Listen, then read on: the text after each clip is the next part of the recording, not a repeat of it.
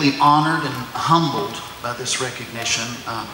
I've always counted myself lucky to have stayed here in Blount County and have the opportunity to stay active in the life of Maryville College. I've been blessed to have a job that has given me that opportunity, the flexibility to be here on campus. There are a long list of people that I need to thank. I could have filled the room up, but they told me no, just one table. If you've listened to everybody tonight, if you've attended these events in the past, for all of us at Maryville College, the story is about the people. And for each and every one of us, it starts with the family. My mother and my brother and my nephew are here tonight, and I need to say thank you for all the support that have made my dreams possible. Our teachers come next. They are the ones who push us and inspire us to reach beyond our grasp. My high school math teacher, Rusty Kirkpatrick, and his wife are here tonight. Thank you. Over the last 45 years, they're family just like my mother and brother. There are friends who help and support us, and that's where the Garners come in.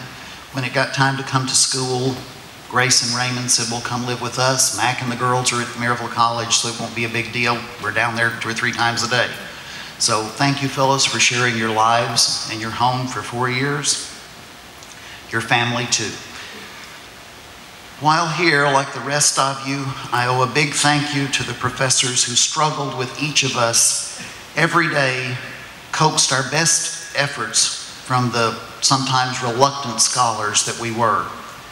We all share those years of joy and pain, not sack suppers or a sweetheart's kiss, but the joy of a good grade or praise from the likes of Dr. Arda Walker, Dr. Elizabeth Jackson, or Dr. Randolph Shields, and the pain of a bad grade or comments from them that showed us we had not lived up to their expectations. They cared, and it really showed.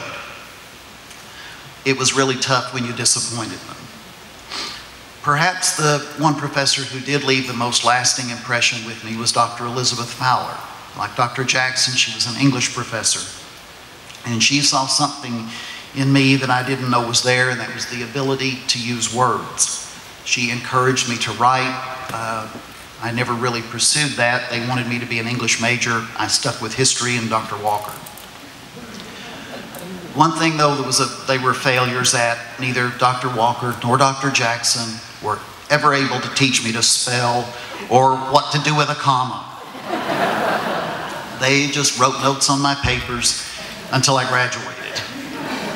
The last paper I turned in to Dr. Walker came back with an A- on the front of it, and the note that said, "I see your feud with Webster is still going strong."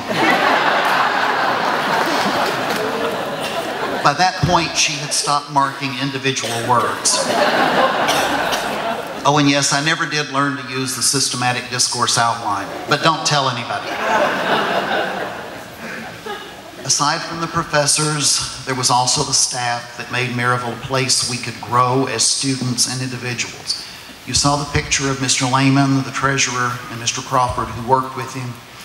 They were staff members who always knew who I was, and they always had an encouraging word to offer. I can remember being called to the treasurer's office, and Mr. Lehman called me into his office, and I sat down and he said, well, we need to talk about a few things. And of course, at this point I thought, okay, what have I screwed up now? But he said, they have come to me from the student help office and you're working too many hours. Because as student workers, we were supposed to work like 20 hours. I was working 40. And he said, I've told him to leave you alone because you're doing an excellent job. But please stop signing all the student help slips.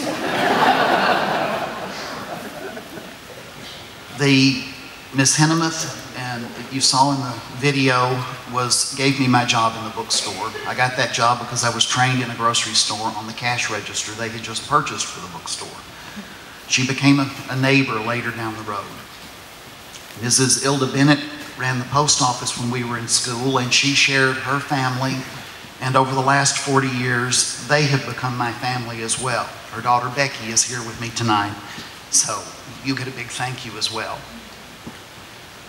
As I said to begin with, I've been lucky to be a part of Maryville over the last 40 years. I have remained active in the Alumni Association since graduation, and so I feel that I'm accepting this honor in the name of all the alumni I have worked with in that time.